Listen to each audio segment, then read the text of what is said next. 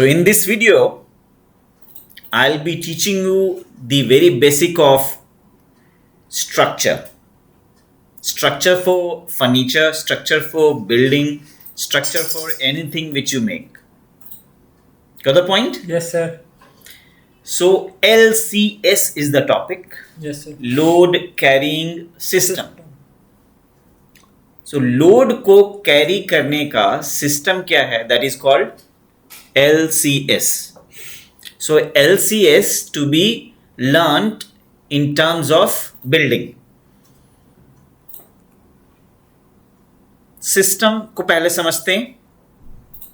It's a collection of interrelated elements. Okay, sir. बहुत सारे interrelated elements को, चीजों को एक साथ हम अगर कलेक्ट कर लें तो उसको हम कहेंगे सिस्टम. या इसको हम यूं भी कह सकते हैं, various aspects of elements and relationships. Okay. So the elements, how they are coming together, that is what is the system. या हम ऐसे भी कह सकते हैं, things related to the whole system. Yes, sir. So system in itself should be functional. Anything which is not functional cannot be named or called as system. Okay. अब structure को हम समझते हैं. It's a notion, एक विचार है, which describes about interrelationships of Elements. ये कुछ ऐसे ही डिफाइन कर रहा है जैसे कि हमने सिस्टम को पढ़ा अभी. Okay. सो स्ट्रक्चर भी एक सिस्टम है. So multiple structure could be in a system. Yes, sir. अब स्ट्रक्चर है क्या? ये structure means anything which we use which occupies space, which can be seen, which can be touched in such a way that it is going to create a physical form. That physical form generally used by the humans. Yes. For storage, for factory, for living, for working, for studying. जिसको हम लोग कहते हैं institutional building, maybe residential building, commercial building, mercantile building, इस तरह के हम structure बनाते हैं. Yes, sir. अब हम समझेंगे कि जिस तरीके से एक फैमिली स्ट्रक्चर होता है, सेम वे में हम अपने बिल्डिंग स्ट्रक्चर को रिलेट करेंगे. The way family structure works, so I'll correlate this structure with the building. Okay. For example, there's mother and father. Then foster mother, how this whole family is being described in a structured manner, this actually makes overall, parentage structure. Got the point? Yes, So sir. sister-in-law, nephew, grandson, daughter, son, wife. So this whole structure which we see in family, this whole network makes a structure, Okay. and this is structure of a family. एक simple building plan को हम ऐसे समझते हैं, hall है, rooms है, boss room है, corridor, room number 1 2 3 4, secretary, reception. So यहाँ से एंट्री है और ये सारे एरियाज है. So this whole spacing, the craft of this whole space is what? Is a structure also. So the whole system works together. ये सारे के सारे components है space के. So space के terms में different components come together to make a system, to make a structure. जैसे family में different people come together in terms of relationship to make a family structure. Yes, sir. अब हम समझेंगे circulation structure. जो पीछे हमने space देखे या इसी तरह का कोई भी स्पेस हो, so how they are connected in terms of circulation. Circulation means how the traffic will move from one place to another. moving. So corridor to room to this room is not connected with this corridor, and this boss room is connected with the corridor, but this room number 1 is connected with the boss only. Boss. Secretary is connected with boss, Boss. not with the corridor directly. Corridor is connected directly with reception. So इस तरह की planning भी, structural planning के अलावा circulation की planning भी एक structure है. बिल्डिंग की स्ट्रक्चर को समझना भी जरूरी है. कैसे? कि जैसे हम सर्कुलेशन को समझते हैं, स्पेसेस को समझते हैं, उसी टर्म्स में जैसे स्पेस है ये, और ये हमारा सर्कुलेशन स्ट्रक्चर है, इसको कंसीडर करके ही हम स्ट्रक्चरल प्लानिंग करते हैं. Okay. किसी स्पेस को हमें यूज करना होता है. स्ट्रक्चर डजंट मीन कुछ भी इरेक्ट कर दें या कहें कि ये स्ट्रक्चर है. अगर इस तरह की चीजें कर रहे हैं तो दैट इज डिमोन्स्ट्रेटिव, आर्टिस्टिक, जैसे कि इंस्टॉलेशंस. Okay. सो सिटीस्केप में आप देखते हो कई जगह पे रोड इंटरसेक्शंस पे and different locations, you find some of the things, some structure which is not of any use but for the visual purpose. So जहाँ visual purpose होता है वहाँ पे हमें ये कंसिडर नहीं करना है स्ट्रक्चर क्रिएट करने में, इरेक्ट करने में, कि हमें स्पेसेस भी क्रिएट करने हैं. But when you are going to use structure for creating space for human occupation, for any kind of function which is supposed to be done by humans, then आपको space को पहले consider करना है. Space को. Yes. Okay. As an architect or interior architect or designer, हमें सबसे पहले value जानना है किसका? स्पेस का. Space को. वैल्यू किसका है? स्पेस का. Space. क्योंकि स्ट्रक्चर तो स्पेस को ऑक्युपाई करता है, किल करता है. जहां जहां कॉलम है, बीम है, स्लैब है, या स्टेयरकेस है, या लिफ्ट वेल है, ये सब एरिया किल हो गए. वॉल के स्पेसेस किल हो गए. सो जो सेव्ड एरिया है, जो बचे हुए रिमेनिंग एरियाज हैं, नेट असाइंड स्क्वायर फुटेज है किसी स्पेस का, that space is the currency. उसी की वैल्यू है. जैसे पेपर का कोई वैल्यू नहीं, करेंसी की वैल्यू है. स्ट्रक्चर की कोई वैल्यू नहीं if we are not considering space. Why buildings? ये इंपॉर्टेंट पॉइंट है कि बिल्डिंग क्यों बनाए भाई. What's the use of making a building? The use of building is this, that it creates meso environment. Environment. ठीक. What is that? It's thermal, acoustic और light consideration. क्योंकि हमें हीट से इंसुलेशन चाहिए, लाइट से, acoustic से भी, high amount of decibel of, lights, not light, sound, sound, and high amount of light like sunlight, particularly in summer, is not considered good for existence for humans. Human health. Next point is security. Buildings give you what? Security from predators, pests, and enemies. Okay. Again, we'll talk about human factors. Psychological. Spatial perception, spatial cognition is very vital. The way you people are sitting in the classroom, you are adapting to the demand of the classroom. It is because you are psychologically bent, you are bending yourself to adjust in this environment. So human factor in which psychology or psychological points are very very important. जब हम space create ही नहीं करेंगे तो building का फायदा क्या? सो building को create करने के लिए Space. To construct a building, you need to consider human factors also. Earlier we have seen what? Why do we need building? Because we need protection from such things. Now human factors, we need spatial perception कि किसी जगह पे हैं हम तो हमें महसूस हो कि उस जगह पे हैं. Clear? Yes, sir.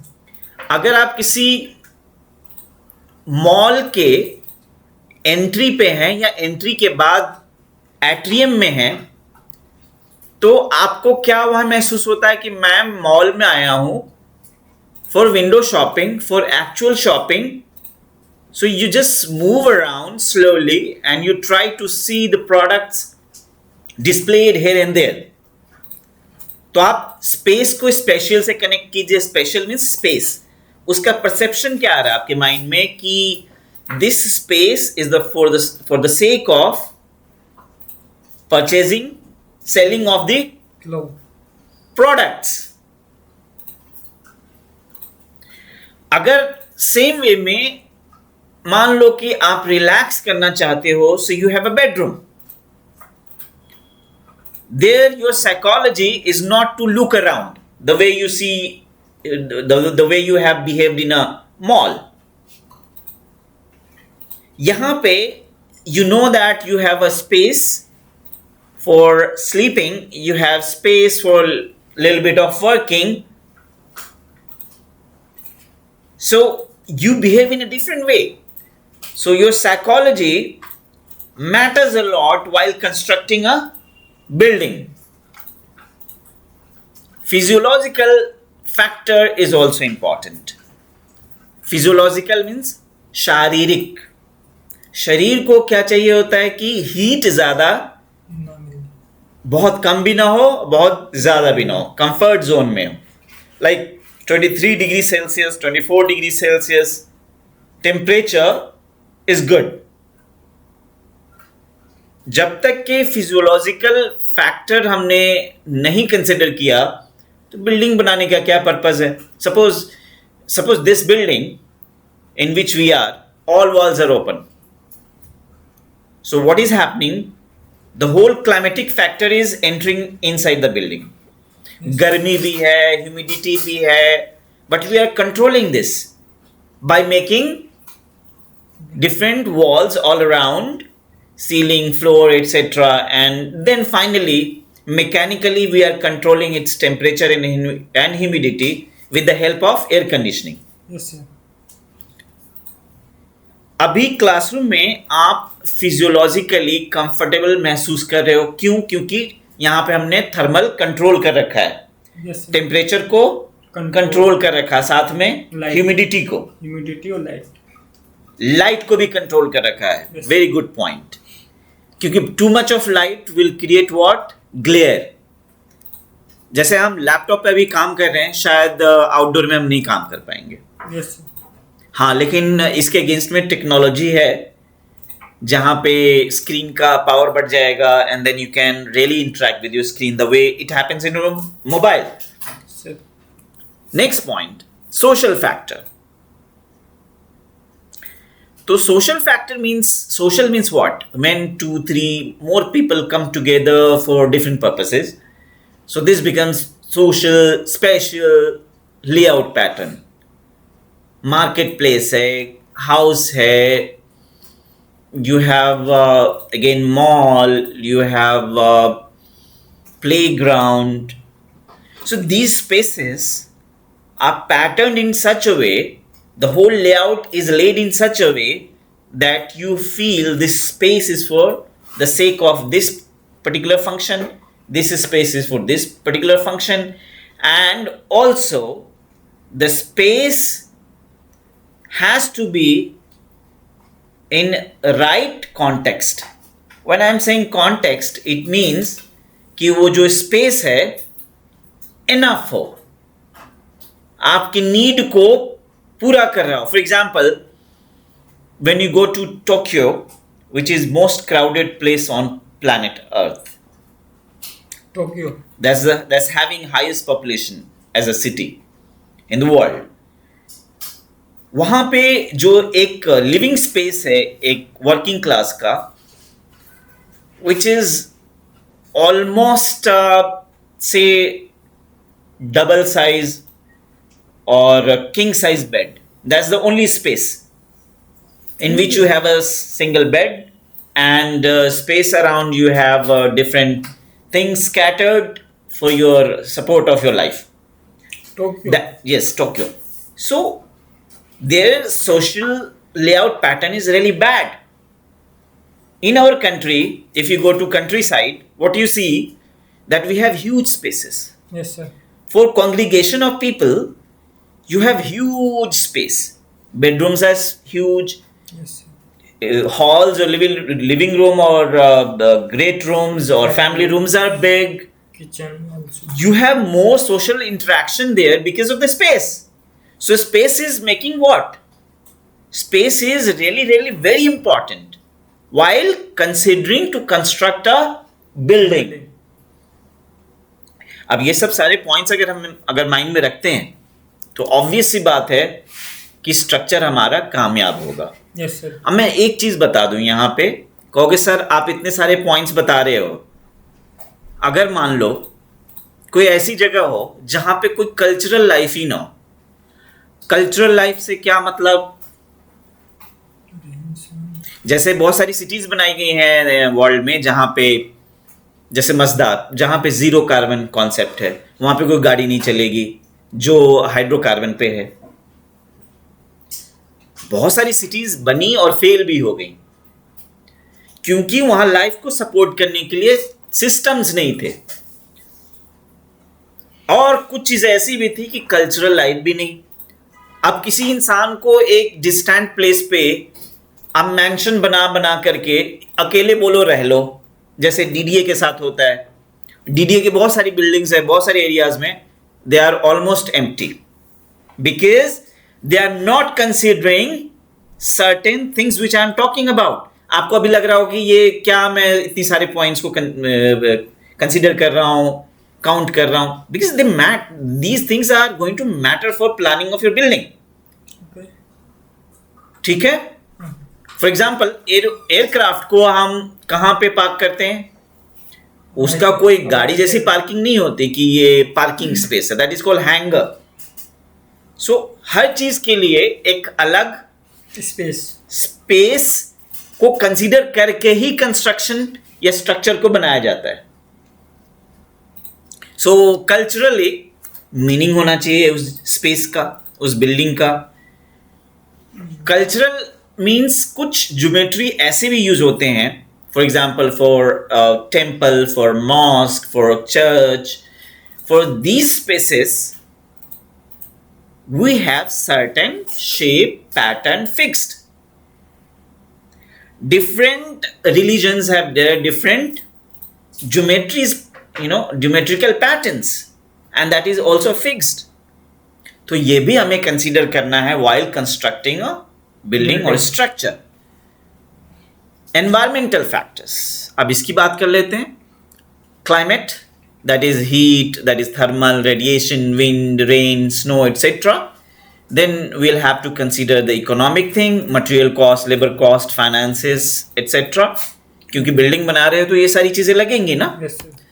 Then we have to consider geological thing, gravitation, earthquake, materials, foundations, quality of soil, wind speed, whether it is windward direction in a hilly areas or leeward direction. These considerations are very very important while constructing a building. अगली बात कर लेते हैं topographical में वो slope पे है कि वेजिटेशन में है, मतलब जंगल, too much of trees and all. अब हम बात करेंगे mechanical factors. Now this is very very important, in which mechanics means forces, motions, mechanical factors. This is very important now, in which we'll be talking about mechanics, that is forces and motions. इसको हम पहले consider करेंगे, then we'll talk about loads. ये दो points अगर आप समझ गए ना तो स्ट्रक्चर को बहुत हद तक आप समझने लगे, उसके फंडामेंटल्स को समझने लगे. आपके राइट हैंड में कितने फिंगर्स हैं? 5. हमेशा मैं क्या कहता हूं कि किसी भी सब्जेक्ट के 5 मेजर कोर पॉइंट्स को अपने अंदर एब्जॉर्ब कर लो, Okay.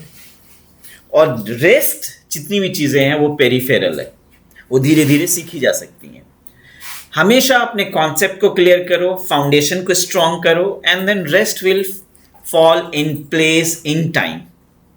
Maybe it may take a little more time. So when you study in our place, what we build is the foundation, core part of any subject. The moment you have the core, you will keep on building for whole life, and you will never remain confused कि मैं कर क्या रहा हूँ, ये subject है क्या, पढ़ा क्या रहा है ये सब्जेक्ट, मुझे सिखा क्या रहा है। अगर ये मन में सवाल आने लगे तो समझो कि पढ़ाई नहीं हो रही है, ये टाइम पास हो रहा है आपका। So let's understand forces and motions along with the loads in terms of gravitation, wind and earthquake. ये देखिए, types of loads acting on a building structure, they are like dead load,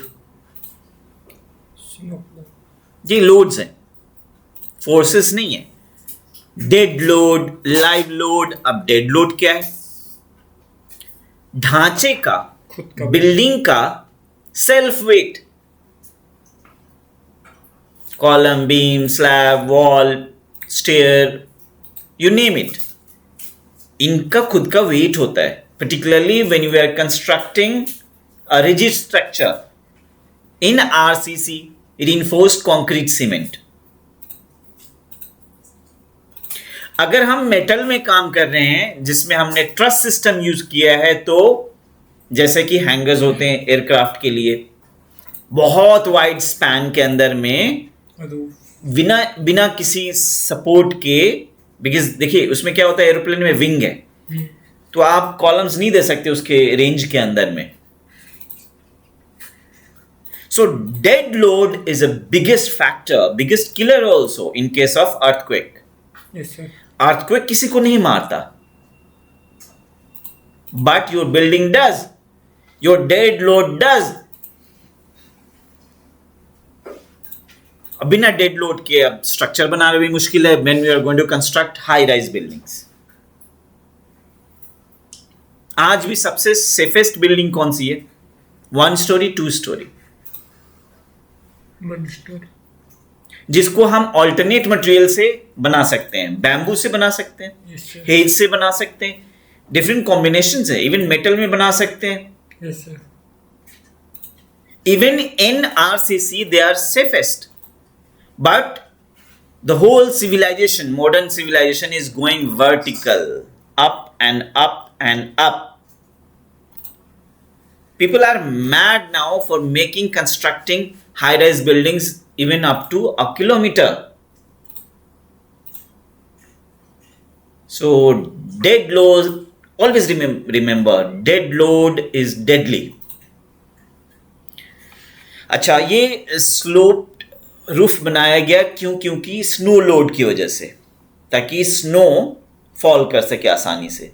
Otherwise, this could be detrimental for the structure, for the building. Snow load. तो dead load के against में आता है actually live load. Live load simple way में ऐसे define किया जा सकता है, anything movable in the building is called live load. इंसान move करता है, furniture fixed नहीं है, move कर सकता है, anything which can move is called live load. Live load. Live load stored water के लिए भी है। अगर आपके बिल्डिंग के साइड में, अगर आपने पूल एटसेट्रा कोई भी वाटर बॉडी बना रखा है, they are also considered live load, क्योंकि stored water है। Water can be stored in empty space which is going along the gravity. तो हम क्या करते हैं कि एक कॉनकेव स्पेस क्रिएट करते हैं, मतलब एक डिच क्रिएट करते हैं या एक पिट क्रिएट करते हैं जो सराउंडिंग एरिया से डिप्रेशन में होता है। अगर हमने इसको फिल कर दिया तो water will come out. So that is why this is also considered Live load. live load. This is the thing. Now I'll talk about hydrostatic and soil pressure. This is also very very important point to consider. Building का load धरती के ऊपर, अर्थ के ऊपर, तो क्या अर्थ कुछ नहीं करता? वो भी करते हैं. वो भी करता है. To every Yes, sir. Action there is equal and opposite reaction. जितना लोड ये दे रहा होता है, प्रेशर जितना ये दे रहा होता है, उतना ही रजिस्ट कर रहा होता है हमारा अर्थ. अर्थ. सो ये दोनों कैंसिल आउट हो जाते हैं. That's why we have a static building, permanent building. Permanence of building is highly significant, consideration for the human civilization when you study history and all. So our stone buildings particularly shows us how wonderful was the previous centuries. जो हमारी पहले के जो time या वक्त गुजर गए हैं, कितना अच्छा या बुरा था, कौन बताता है? सॉइल की क्वालिटी नहीं, ट्रीज की लाइफ नहीं, उसके ढांचे नहीं, उसके ब्रांचेस लीव्स नहीं, बिल्डिंग्स, इंसान ने क्या क्या अचीवमेंट करी है, वो किसके थ्रू रिफ्लेक्ट होता है? स्ट्रक्चर के थ्रू. पिरामिड ऑफ गीजा एक स्ट्रक्चर है. दुनिया में सबसे लंबे टाइम तक एग्जिस्ट करने वाला highest structure, tallest structure is Great Pyramid of Giza.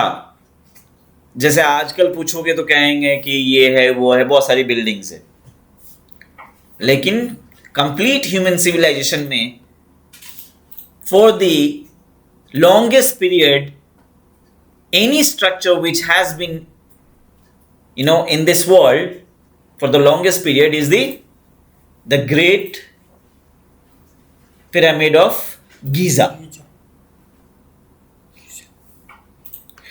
Structure देखिए कितना इंपॉर्टेंट है हमारे लिए, हमारे पास्ट की रिकॉर्ड्स रखता है.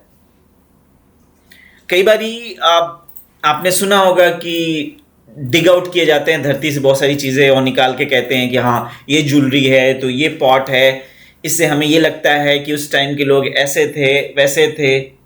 लेकिन इतनी इंफॉर्मेशन कोई और चीज नहीं दे सकता जितना कि एक स्ट्रक्चर, एक building. So we are going to shift to understand what are the forces acting on structures. Compression, tension, bending, torsion and shearing. अब इसको समझने के लिए यूं समझे कि एरोज रिप्रेजेंट कर रहे हैं फोर्सेस और ये है एक rigid structure. Suppose this is column in RCC. So suppose this is the earth and this is the super structure load. First floor, second floor, third floor, बहुत सारे फ्लोर का लोड है इसके ऊपर. सो दोनों फोर्सेस क्या कर रहे हैं? इसको कंपेल कर रहे हैं कंप्रेशन में जाने के लिए. ऐसे भी अगर आप दो हाथ के बीच में कोई चीज रख करके कंप्रेस करेंगे तो क्या होगा? दोनों तरफ से दबाव उसके अंदर जा रहा है. इस तरह के बिहेवियर को, इस तरह के फोर्स को हम लोग कंप्रेशन फोर्स कहते हैं. टेंशन जिसमें खिंचाव हो, ये ऊपर की तरफ, नीचे की तरफ, दोनों का अपोजिट. इसको मैं एग्जाम्पल के फॉर्म में भी दिखाऊंगा तो आपको ज्यादा क्लियर होगा कि टेंशन है क्या. Bending is nothing but it's like this. ऊपर की तरफ एक फोर्स है, एक नीचे की तरफ फोर्स है और बीच में अगेंस्ट फोर्स है इन दोनों के, तो बेंडिंग हो जाएगा. ये बीम के केस में ज्यादातर देखा जाता है. अगर मैं इसको टर्न कर दूं horizontally, so these are going to act as the column, और ये ऊपर का डेड लोड या लाइव लोड है जिसकी वजह से बेंडिंग आ सकती है. किसमें? बीम के अंदर. So this is very very important concept while studying bending. Building structure में बिलीव यू मी बेंडिंग को समझना मस्ट है. बेंडिंग एसोसिएटेड है बीम के साथ। Then comes torsion. अगर आप ऐसे फोर्स लगा रहे हो, ट्विस्ट कर रहे हैं किसी चीज को, जैसे कई बार क्या होता है कि हेवी क्लोथ को जब हम रिंस कर रहे होते हैं, धो रहे होते हैं, तो पानी को निचोड़ने के लिए एक फोर्स इस डायरेक्शन में लगा रहे हैं तो दूसरा इस डायरेक्शन में लगा रहे हैं। इस तरह के फोर्स को हम लोग टॉर्शन कहते हैं। ये टॉर्शन हमारे स्ट्रक्चर में भी देखा गया है, यह होता है, इसको कंसीडर करना होता है। शियर फोर्स क्या है? शियर फोर्स में एक कोने पे फोर्स इस डायरेक्शन में, दूसरे कोने में उसके अपोजिट डायरेक्शन से फोर्स लगेगा। ऐसी सिचुएशन को हम लोग शेयरिंग कहते हैं। इसका एक एग्जांपल ले सकते हैं, बालकनी। बालकनी के अंदर में जो रेलिंग आपने अगर किसी हेवी मटेरियल से बनाया है, सपोज ब्रिक वॉल ही बना दिया आपने, सो वहां पे क्या है, ऊपर से force applied towards the ground. दूसरी तरफ ये आपका जो बालकनी का छत है वो कनेक्टेड है बैक साइड में कॉलम से, वॉल से, वो ऊपर की तरफ फोर्स लगा रहा है और रेलिंग नीचे की तरफ फोर्स। ऐसी सिचुएशन को कहते हैं shear force. Shear force is again one of the most important point to consider as a force in structure.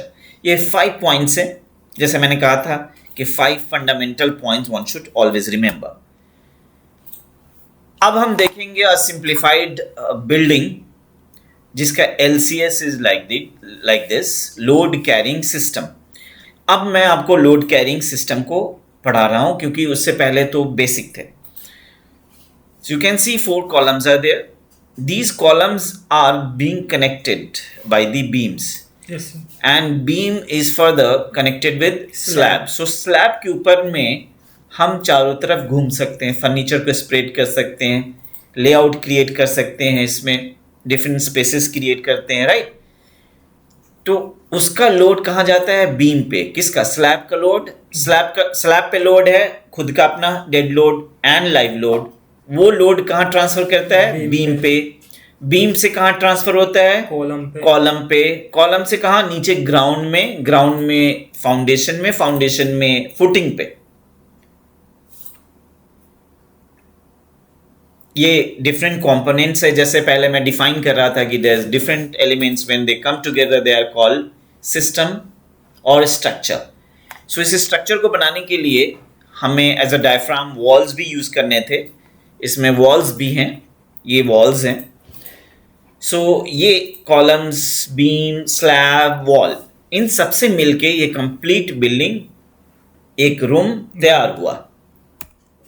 अब हम आगे देखेंगे स्ट्रक्चर ऑफ कनेक्टिविटी। जैसा कि पहले ही मैंने बता दिया कौन किससे कनेक्टेड है। इस तरीके से पैटर्न है एज कनेक्शन का और ये पैटर्न है एंड कनेक्शन का। So edge connection matters and end connection मतलब किनार किसी चीज का, जैसे मान लो बीम है, बीम का 2 किनारा है लेकिन उसके एजेस भी हैं। Structural requirements of LCS, load carrying system. Restraint. Structure बना रहे हो तो कुछ फैक्टर्स हैं ना जो कंसीडर करना है आपने। अगर वो नहीं है तो स्ट्रक्चर ही नहीं है वो तो। For making load carrying system for the building, sufficient members हो which are giving support for the equilibrium. Again एक नया टर्म आया, इक्विलिब्रियम का मतलब है कि बैलेंस आउट होना। ओके। फॉर एग्जाम्पल जैसे सीसॉ होता है, एक साइड में एक इंसान बैठता है, दूसरे साइड में दूसरा इंसान। अगर वेट दोनों तरफ, इवन स्केल तराजू, एक तरफ आपका वेट है, दूसरी तरफ कोई मटेरियल है, दोनों बैलेंस आउट होता है तो उसको कहते हैं इक्विलिब्रियम में आ गया। मीन्स 1 kg 2 kg 5 kg का हो गया। So restraint is very very important. जितने भी मेंबर्स हैं they are supporting the whole structure in such a way कि बिल्डिंग स्टेबल है, किसी तरह का कोई मूवमेंट या मोबिलिटी या बेंडिंग, इस तरह की कुछ भी बिहेवियर नहीं है। Next point is strength. So material strength should be in such a way that it doesn't rupture. इसीलिए आरसीसी आज सबसे ज्यादा सक्सेसफुल है। आरसीसी की कामयाबी जानते हैं किसमें? Why it is so successful? क्योंकि कंप्रेशन स्ट्रेंथ लेने में, मतलब वेट उठाने में, इससे ज्यादा कुछ अच्छा है ही नहीं। आरसीसी किसको संभालने में? कंप्रेशन को संभालने में, लेकिन टेंशन संभालने में इसको प्रॉब्लम होती है। इसीलिए छत के बॉटम में सरिया डाला जाता है, बीच में नहीं, ऊपर नहीं। अगर आपने ऊपर डाल दिया तो क्या होगा? कंप्रेशन की वजह से नीचे में टेंशन बहुत ज्यादा होने की वजह से, क्योंकि सरिया क्या है कि वो टेंशन को रोक रहा होता है, कंप्रेशन की वजह से जो टेंशन है उसको बैलेंस आउट करता है। अगर आपने सरिया उल्टा कर दिया ऊपर की तरफ स्टील बार्स को, तो बहुत आसानी से, बहुत कम वेट में आपका छत रप्चर करेगा। Next point, rigidity. Rigid, RCC में एक और एलिमेंट होता है दैट इज कॉल्ड रिजिडिटी, मतलब sufficient resistance to any kind of deformation. जहां बनाया, जैसे बनाया वहीं पे टिक जाए, रुक जाए। अगर नहीं रुकता है तो उसको कहते हैं डिफॉर्म हो गया। सपोज आपने छज्जा क्रिएट करा, छज्जे के नीचे आपने बीम लगाया, लेकिन छज्जा निकाला आपने 10 फुट, वो नीचे की तरफ बेंड हो गया आगे जाके, तो क्या हुआ? वो डिफॉर्म हो गया, एक्सपेक्टेड नहीं था।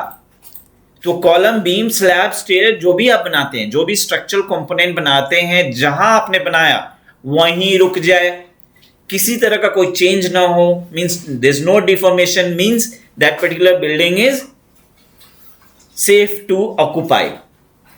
अगर आपकी रिजिडिटी की वजह से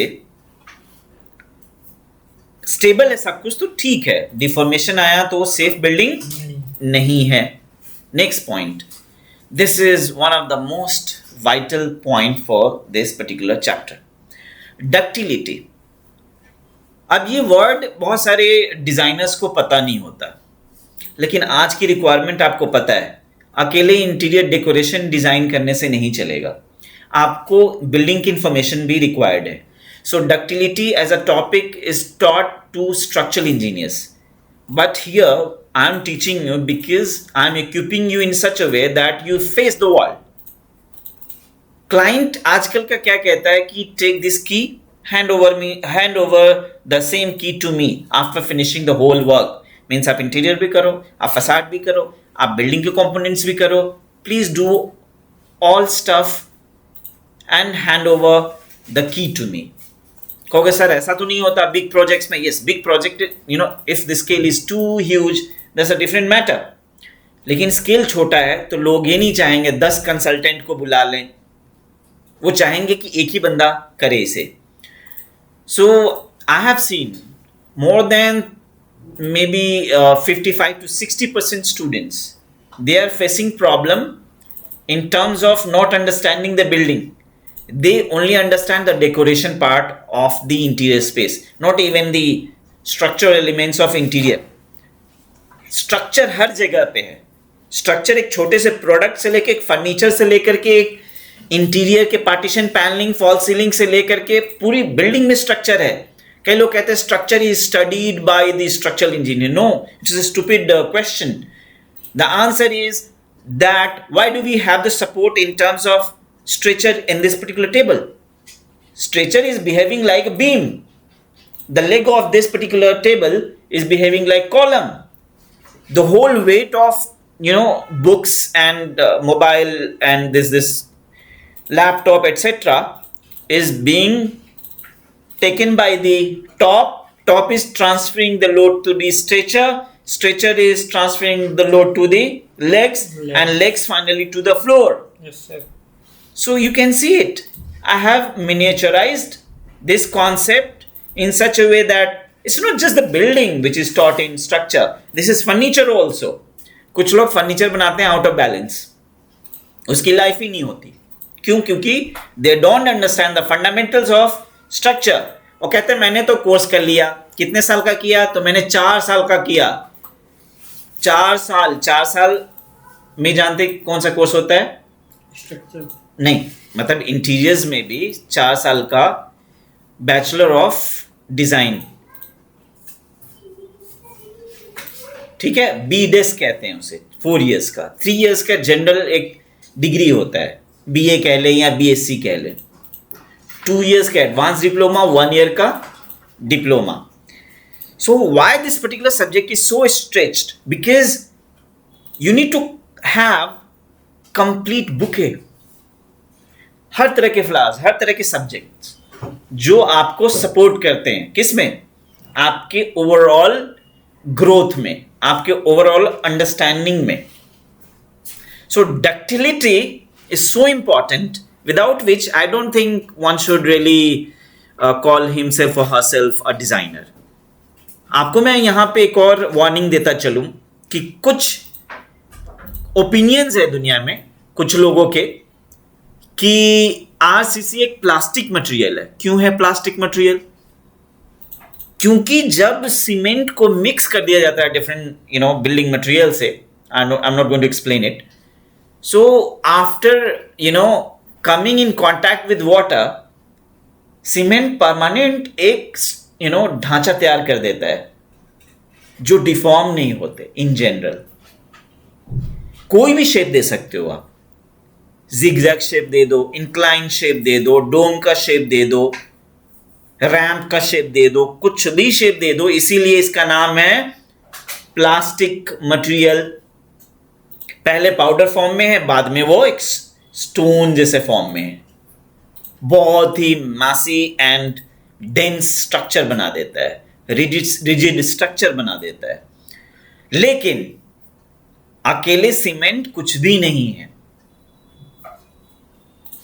it needs the help of steel bars, iron bars, जिसको सरिया कहते हैं। जब सरिया को हम मोटार में मिला दें, और उसके प्रोपोर्शंस के बारे में मैं अभी टीचिंग नहीं करा रहा हूं, so just forget that. Motor समझ रहे हैं ना? उसमें आपने जैसे ही एग्रीगेट्स मिलाए और साथ में आपने बार्स मिक्स कर दिए, सो ये कुछ बनेगा, और उस बनने को कहते हैं, इस पूरे सब्जेक्ट को स्टडी किया जाता है डक्टाइल चैप्टर्स में। सो डक्टाइल प्लानिंग एंड लेआउटिंग भी सिखाया जाता है हमारे यहाँ। क्या? क्यों? क्योंकि ये जो सरिया है, कौन सा सरिया किस में कहाँ कैसे आएगा, ये पूरा का पूरा जो प्लानिंग है, ये स्ट्रक्चर की ड्राइंग के अंदर होता है, वो डक्टिलिटी को ही पढ़ा रहा होता है, डक्टिलिटी को ही बता रहा होता है। फॉर एग्जाम्पल स्लैब जब आप कास्ट कर रहे हैं तो उसके अंदर में सरिया लगा हुआ है, उस सरिया किस पैटर्न में आएगा, किस थिकनेस में आएगा, ये सब्जेक्ट को, इस पॉइंट को स्टडी किया जाता है डक्टिलिटी में। अब हम समझेंगे बिहेवियर को, स्ट्रक्चरल बिहेवियर। इसमें इंटरनल फोर्सेस हैं, जिसमें load is one of the biggest factor, then comes displacements और डिफॉर्मेशंस, जिसके बारे में अभी मैंने एक एग्जांपल दिया था, एनर्जी स्टोरेज। अब ये point again something which is to be focused on. पता है अर्थक्वेक की वजह से बहुत सारी बिल्डिंग कोलैप्स हो जाती हैं। कौन सी बिल्डिंग कोलैप्स होती है मालूम? जो अर्थक्वेक रेजिस्टेंट नहीं बनाए गए हैं। कहोगे सर अर्थक्वेक रेजिस्टेंट बिल्डिंग कैसी होती है? अर्थक्वेक रेजिस्टेंट बिल्डिंग वो बिल्डिंग है जो अर्थक्वेक की एनर्जी को एब्जॉर्ब कर ले, जितना ज्यादा एब्जॉर्ब कर ले उतना सक्सेसफुल वो स्ट्रक्चर है, और उसकी डिफॉर्मेशन नहीं होगी, किसी तरह का कोई ऐसा बिहेवियर नहीं होगा जिसकी वजह से बिल्डिंग कोलैप्स कर जाए। इसीलिए सरिया, steel bars are important. Steel bars किस पैटर्न में कैसे लगाए जाएं कि ये हमारी बिल्डिंग को सेफ बना दे, किससे? अर्थक्वेक से। So connections, suppose column, beam, slab का कनेक्शन वो कैसा किया गया है, दैट ऑल्सो मैटर्स। ये नहीं कि हमने सरिया सिर्फ लगा दिया हो गया, नो, सरिया सही तरीके से लगा है कि नहीं, whether you have followed the engineering principle to make that building, that structure or not, that matters. अच्छा, कई लोग ना they this is really the moment they hear the word engineering उनको लगता है बहुत टफ चीज है. Engineering is what? You are here also giving the solution of the problem. कि कोई चीज बना रहे हैं तो फेल ना करे, उसमें इंजीनियरिंग प्रिंसिपल्स लगते हैं. इंजीनियरिंग एंड डिजाइन, कई लोग कहते हैं दो अलग अलग चीजें. नहीं, दोनों सेम चीज है. फिर कहते हैं नहीं इंजीनियरिंग बहुत डीप जाता है, डिजाइन तो ऊपर ऊपर से काम करके निकल लेता है. No, anybody who can design is an engineer. If you can't engineer something, design something, you are not an engineer. एक डिजाइनर इंजीनियर है. कहोगे कि फिर कैसे? किसी चीज को आप उसके फंडामेंटल्स को पिक करो, उसके रिलेटेड चीजों को स्टडी करो, आप इंजीनियर हो. As simple as that. So हमारा सरिया एनर्जी को स्टोर करने में नंबर 1 है. जब अर्थक्वेक की मूवमेंट होती है, वेवी मूवमेंट, उस केस में हमारा ये जो सरिया कनेक्टेड है हर जगह पे, कॉलम, बीम, स्लैब में, वो बेंड करते हैं उस मूवमेंट के साथ. आप कहोगे बहुत ज्यादा बेंड करते हैं क्या? हाँ, बहुत ज्यादा बेंड करेंगे तो कोलैप्स हो जाएगा बिल्डिंग. एक अलाउेबल लिमिट तक अगर ये बेंड कर रहे हैं, दैट इज सेफ. आपकी बिल्डिंग को सेफ बना रहे हैं. अगर आपने सरिया के बिना बिल्डिंग बनाया, स्टील के बिना, तो क्या होगा? कोलैप्स क्यों होगा? क्योंकि उसके अंदर में एनर्जी एब्जॉर्प्शन की लिमिट बहुत कम है. लेकिन वही चीज सरिया में बहुत ज्यादा है, सबसे ज्यादा है. That's why this is one of the most preferred material in the world. Modern civilization of the entire world, all the cities has changed, the whole landscape has changed. आप इसी सिटी में 20 साल बाद आओगे तो ये सिटी वो नहीं रहेगी जो आज देख रहे हो. किसकी वजह से? RCC, reinforced concrete structure, which is making possible almost everything on this planet Earth.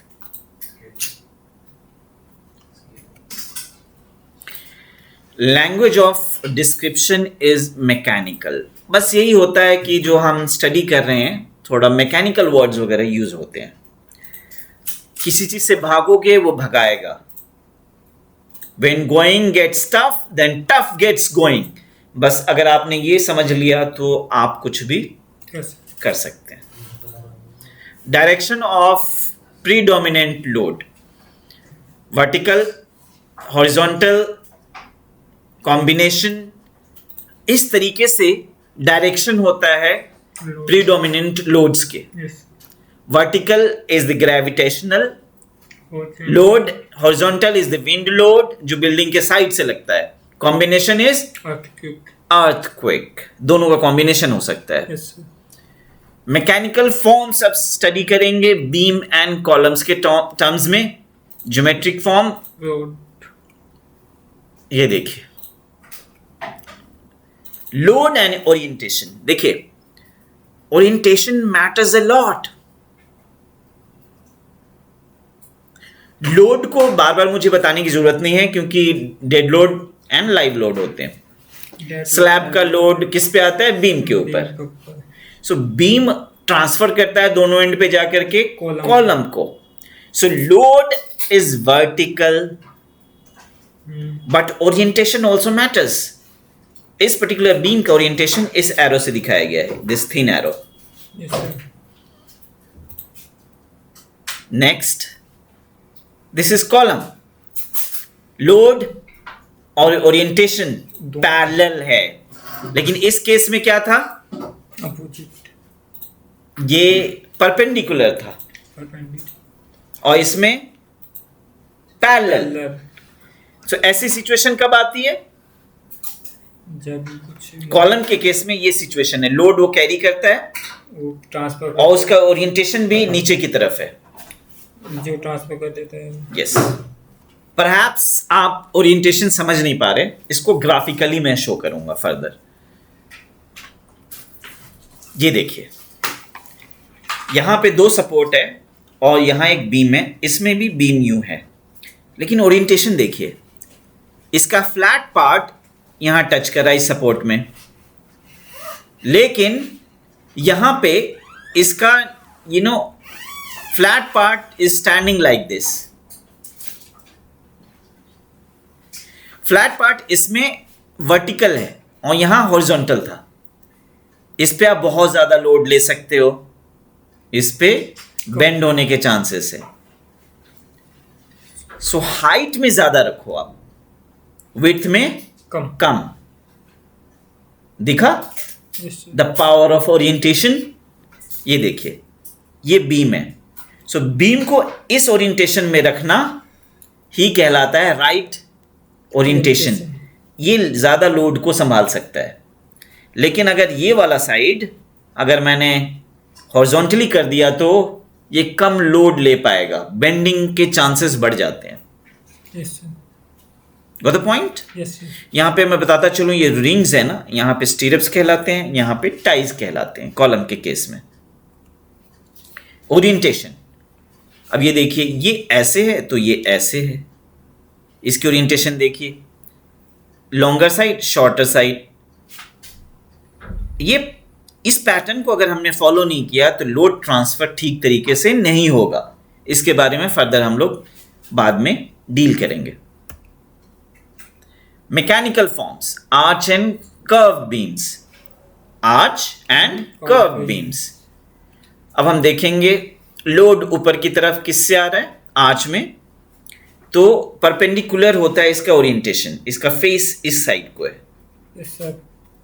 लेकिन ऑन द अदर हैंड अगर ये कर्व बीम है, रोड कंस्ट्रक्ट किए जाते हैं माउंटेनस रीजन्स में, जो आगे मैं दिखाऊंगा। सो load is coming like this, इसका फेस ऊपर की तरफ है, surface, so the orientation is going in this way. So this is again giving us parallel, load is parallel to the orientation, but here load is perpendicular to the orientation 90 degree पे। arch, this is the example। यहां पे क्या है, load, this is the load and this is the orientation। yes, तो ये perpendicular है, लेकिन इस केस में, इस ब्रिज के केस में load is coming like this due to the vehicle etc, dead load, live load, and orientation is this way because of this surface exposure which is happening this side, the orientation is on the upper side। so ये क्या है, curved beam, जो कि जिसमें कि parallel होता है, क्या पैरेलल होता है, लोड ओरिएंटेशन के। Mechanical forms, slab and wall को स्टडी करेंगे। So load is coming like this and orientation is this way, this whole face is this way। so this is again load is perpendicular to orientation। लेकिन slab के case में, चूंकि slab का face ऊपर के side को है, so orientation is on the side of the sky but load is coming from top towards down। so again यहाँ पे load पैरेलल है ओरिएंटेशन के। किस केस में, स्लैब के केस में। वॉल के केस में लोड परपेंडिकुलर है ओरिएंटेशन ऑफ द वॉल के। ये एक एग्जांपल, अब इसको हम देखेंगे। कॉलम के थ्रू नीचे की तरफ लोड ट्रांसफर होता है। So naturally it happens, this is the gravitational pull. Wind की वजह से साइड से लोड एग्जर्ट होता है पूरी बिल्डिंग पे। बिल्डिंग में जितने एलिमेंट्स हैं सब इसको फेस कर रहे होते हैं, कॉलम ज्यादा फेस कर रहा होता है। अर्थक्वेक के केस में भी। अर्थक्वेक एक स्पेशल केस है जिसको मैं कभी और डिस्कस करूंगा, आगे स्लाइड में भी है। अब हम समझेंगे very crucial point, axial load. Column के ऊपर ही कॉलम बनना चाहिए, सरिया के ऊपर ही सरिया लगना चाहिए। क्या होता है, लोग गलती से साइड बाय साइड रखते हैं। कॉलम जब हम बना रहे होते हैं तो जो सरिया निकला हुआ होता है उसके साइड में सरिया लगाते हैं अगले कॉलम के लिए। Yes, sir. This is wrong way of doing it, कभी भी नहीं करना चाहिए। सरिया के ऊपर सरिया आना चाहिए। आजकल नट बोल्ट सिस्टम भी आ गया है, अदरवाइज क्रैंक बना करके फिक्स करना चाहिए। कई बार क्या होता है, लोग नीचे से वाइड कॉलम लेते हैं, ब्रॉड कॉलम, ऊपर जाके नैरो कर देते हैं क्योंकि ऊपर में लोड कम है।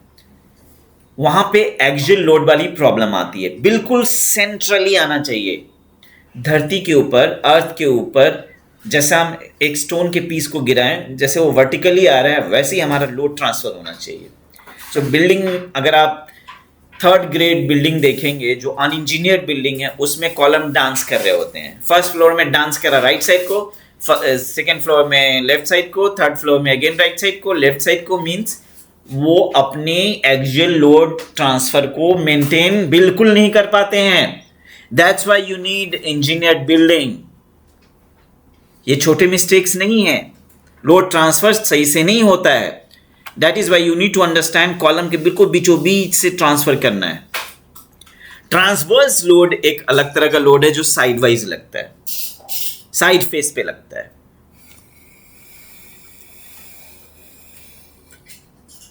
एक्सियल लोड डजंट मीन कोई चीज वर्टिकल हो।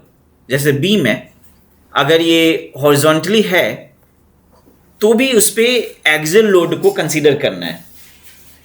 कंप्रेशन एंड टेंशन के केस में एक्सियल लोड का भी रोल है। सो एक्सियल लोड के साथ साथ लैटरल लोड, ये 2 इंपॉर्टेंट फैक्टर्स होते हैं किसी भी स्ट्रक्चर के लिए।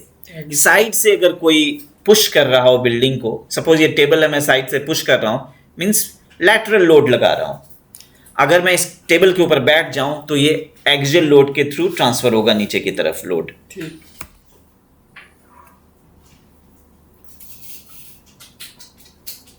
अब देखते हैं कि हाई राइज बिल्डिंग है, बहुत सारे फ्लोर्स हैं। सो सबसे ऊपर वाले फ्लोर पे जो लैटरल लोड है वो ज़्यादा दिखेगा, ज़्यादा बिल्डिंग बेंड होने के चांस ऊपर को है।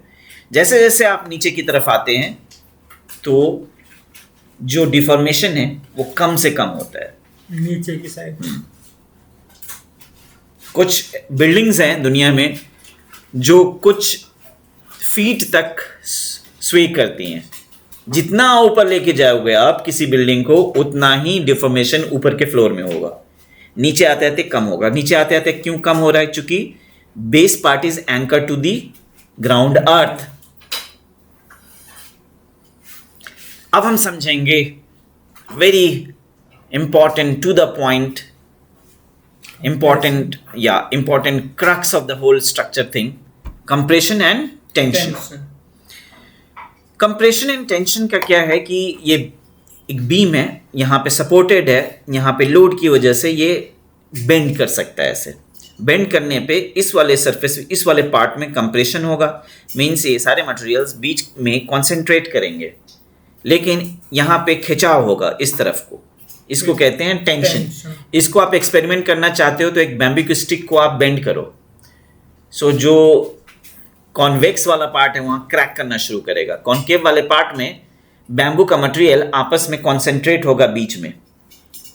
सो अब हम समझेंगे इसी के अंदर में बेंडिंग मोमेंट क्या है। बेंडिंग मोमेंट उसे कहते हैं जहाँ पे ऊपर की तरफ फोर्स ऐसे लग रहा हो और नीचे की तरफ बाहर की तरफ, ये सेम चीज़ को शो कर रहा है। ये क्रॉस सेक्शन है, यहाँ पे फोर्स यूं लग रहा है, यूं लग रहा है, और यहाँ पे यहाँ पुल हो रहा है। जो पुल है वो टेंशन है, और जो पुश है दोनों साइड से सेंटर की तरफ, दैट इज कंप्रेशन। और इस पर्टिकुलर बिहेवियर को कहा जाता है bending moment. Bending moment, remember, very important point. I will discuss it in the classroom further. And then comes shear force. shear force को पहले भी जैसा बताया था, एक फोर्स नीचे से ऊपर की तरफ, एक ऊपर से और एक फोर्स ऊपर से नीचे की तरफ। अगर ऐसी सिचुएशन कहीं भी दिखे तो आप समझ जाए कि वहां पे shear फोर्स लग रहा है। So these both are called internal forces. मतलब ये निहित है, किसी स्ट्रक्चर के अंदर है। अब ये कंप्रेशन टेंशन को दिखाया मैंने बेंड करके, ऐसा तो होता नहीं है, लेकिन हमें ये मानना है कि कंप्रेशन लग रहा है बीम के ऊपर और बीम के बॉटम में टेंशन, ये हमें मान के चलना होता है। ये डेमो तो नहीं हो सकता ना बिल्डिंग में, अगर ऐसा हुआ तो बिल्डिंग ही फेल है ना। So as a subject will have to study this. इसको देखिए, यहाँ पे वेट है, वेट की वजह से कंप्रेशन हुआ, कंप्रेशन की वजह से देखिए ये एरो से शो किया जा रहा है कि दोनों तरफ से फोर्स सेंटर की तरफ लग रहा है, लेकिन टेंशन के केस में दोनों तरफ खिंचाव हो रहा है। जहाँ पे सपोर्ट है, सपोर्ट की वजह से ये बीम क्या है कि अपनी जगह से खिसक नहीं सकता, मूव नहीं कर सकता। दैट्स वाई टेंशन कहाँ लगता है हमेशा? नीचे, और कंप्रेशन ऊपर की तरफ। स्लैब के अंदर मालूम है ऊपर की तरफ कंक्रीट ज्यादा होता है और सरिया नीचे की तरफ। क्यों? क्योंकि टेंशन को कैंसिल आउट करने के लिए, क्योंकि स्टील हमारा टेंसाइल मटेरियल है। टेंसाइल मटेरियल होने की वजह से हमें इसे बॉटम में रखना होता है। यहाँ पे भी आप देख सकते हैं कंप्रेशन इधर की तरफ है, टेंशन इधर की तरफ है, तभी आप इस चीज को बेंड कर पा रहे हैं। सो ये बेंडिंग आपको माइंड में रखना है, मतलब bending moment as a topic हमें समझना होता है, कॉन्सेप्ट को माइंड में रखना होता है while designing a table, while designing a building. Again here load, कोई भी लोड है तो यहाँ देखिए इस पर्टिकुलर ऑरेंज कलर की लाइन से दिखाया गया है कि यहाँ इसकी वजह से, लोड की वजह से क्या हो रहा है, यहाँ सपोर्ट की वजह से ये क्या हो रहा है। सो ये कहलाता है टेंशन जोन। टेंशन जोन ठीक है, इसको कहते हैं शियर क्रैक्स, इसको कहते हैं फ्लेक्सुरल क्रैक, अगर क्रैक डेवलप होगा यहाँ पे लोड की वजह से, इसको कहते हैं फ्लेक्सुरल और शियर कॉम्बिनेशन क्रैक्स। सो लोड होने की वजह से किस तरह के फेल्यूर्स हो सकते हैं वो दिखाया जा रहा है, और यहाँ पे बेंडिंग मोमेंट को भी दिखाया जा रहा है, जिसको मैं आगे फर्दर बताता हूँ। ये देखिए काफ़ी ज़्यादा प्रोजेक्शन है ये, अभी ये ग्राउंड फ्लोर है, प्रोजेक्शन बहुत ज़्यादा है। इसकी वजह से ये खुद का डेड लोड है, यहाँ पे वॉल भी क्रिएट किया गया है। अब यहाँ पे लोड यूं नीचे की तरफ आ रहा है, और यहाँ जो सपोर्ट है ये ऊपर की तरफ फोर्स लगा रहा है। ये किसका एग्जाम्पल है? शेयर फोर्स का। इसको मैंने स्केच में यूं दिखाया। लोड की वजह से ये आपका बालकनी, ये साइड व्यू है, ये जो स्लैब है यहाँ बेंड कर रहा है नीचे, और यहाँ सपोर्ट की वजह से यहीं पे इंटैक्ट है ये, मतलब फोर्स एक ऊपर की तरफ लग रहा है, एक फोर्स नीचे की तरफ। इस केस में आप देखिए, इस केस में क्या होगा, टेंशन ऊपर की तरफ होगा जहाँ खिंचाव होता है, पुल, और यहाँ पे कंप्रेशन होगा नीचे को शेयर में जी। तो जहाँ आप सिंपल है, जहाँ कॉन्वेक्स है वहाँ टेंशन है, जहाँ कॉन्केव है वहाँ कंप्रेशन है। इस केस में भी इस बिल्डिंग के अंदर में आप देख सकते हैं कि बहुत ज़्यादा प्रोजेक्शंस निकाले गए हैं, इनका खुद का वेट भी है। यहाँ पे सपोर्ट है, तो यहाँ पे सपोर्ट की वजह से फोर्स ऊपर की तरफ लगेगा, इसके सेल्फ वेट की वजह से लोड नीचे की तरफ, ये दोनों कैंसिल आउट होंगे। तो इस पर्टिकुलर टाइप के स्ट्रक्चर को, इस तरह के स्ट्रक्चर को हम लोग कहेंगे शेयर स्ट्रक्चर। मतलब यहाँ पे शेयर फोर्स काम कर रहा है, क्योंकि एक फोर्स नीचे की तरफ है, एक फोर्स ऊपर की तरफ है। क्लियर है? यहाँ भी वही सेम चीज दिख रहा है।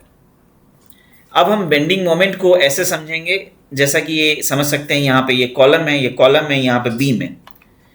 सो बीम के सेंटर में बेंडिंग कुछ ऐसे बिहेव करेगा, जहाँ सपोर्ट होगा वो ऊपर की तरफ जाएगा। सो इसको कहते हैं नेगेटिव मोमेंट। ये नेगेटिव मोमेंट वाला एरिया है, और ये पॉजिटिव मोमेंट वाला एरिया। सो जो सपोर्ट है उसके ऊपर जाता है हमारा नेगेटिव मोमेंट। तो देख सकते हैं कि यहाँ पे नेगेटिव मोमेंट यहाँ सपोर्ट के पास एक ट्रायंगल से क्रिएट होता है अगर कंटिन्यूअस स्ट्रक्चर है तो, और यहाँ पे पॉजिटिव मोमेंट। सो इस तरीके से अगर हमने कंटिन्यूअसली सपोर्टेड स्लैब को देखें तो इस तरह के पैटर्न तैयार होते हैं। सो बेंडिंग मोमेंट को पॉजिटिव एंड नेगेटिव मोमेंट में डिवाइड करके समझा जाता है, ग्राफिकली ऐसे इसको रिप्रेजेंट किया जाता है। वो इसी का रिप्रेजेंटेशन है, जहां पे ये कॉलम है और ये स्लैब है जो कि कंटिन्यूअसली आगे की तरफ जा रहा है। सो बीच में यहां पे क्या होगा, पॉजिटिव मोमेंट, और यहां पे क्या होगा, बिल्ड नेगेटिव मोमेंट। ये बहुत ही बेसिक आइडिया है समझने का बेंडिंग मोमेंट को। और इस तरह के स्ट्रक्चर में ज्यादा रिक्वायर्ड होती है हमें समझने की इस पॉइंट को। नेक्स्ट है design for bending. So provide material away from the end centre. ये क्या हो रहा है? एक तरफ से मूवमेंट, ऊपर में कंप्रेशन है, नीचे में टेंशन है। Compression, tension. सही तरह के मटेरियल यूज करने हैं आएगी। और सेंटर से दूर करने हैं। ये 2 पॉइंट समझे? सो कंप्रेशन को काउंटर करने के लिए टेंशन रिक्वायर्ड है। ऐसा है क्या? वो कंप्रेशन की वजह से टेंशन होता है। यस तो स्ट्रक्चर को कुछ ऐसा बना लो कि बहुत ज्यादा कंप्रेशन भी हो तो टेंशन कम रहे। कुछ ऐसे स्टूडेंट जो खुद भी सेल्फ स्टडी करते हैं ना, और टीचर भी पढ़ाता है, और तरह तरह के सोशल मीडिया से भी हम लोग आजकल पढ़ रहे हैं, लिख रहे हैं, बुक से भी पढ़ रहे हैं। ये सब क्या कंप्रेशन है हमारे ऊपर। तो जितना ज्यादा कंप्रेशन उतना ज्यादा टेंशन बच्चों को हो जाती है। तो क्या करें? तरीके अपनाएं, टाइम मैनेजमेंट करें। इसी तरीके से स्ट्रक्चर में ट्रस सिस्टम बनाया जाता है, आई बीम बनाया जाता है, कैस्टेला बीम बनाया जाता है, जिसकी वजह से आप क्या कर सकते हैं? टेंशन को कम कर सकते हैं हाई कंप्रेशन पे भी। वुड में देखिए, ये किसका एग्जांपल है? ट्रस का। Truss system. ऊपर से कंप्रेशन बहुत हाई भी हो तो टेंशन यहां पे कम रहेगा। यहां देखिए आई बीम। आई बीम बहुत सक्सेसफुल है किसमें? ऊपर में इसके सरफेस पे कंप्रेशन लगेगा, नीचे में टेंशन। ये अच्छे से संभाल लेता है। Design for shear, I beam, castella beam, truss system, ये सारे के सारे डिजाइन किसके हैं? For negating the shear. और शियर को मैंने पहले भी समझा दिया आपको। This is the final slide in which you can see Castella beam. Castella beam. इसको आप इस particular learning को you can apply in making a product, a furniture, a building, anything you wish to apply to. Thank you very much for watching this video.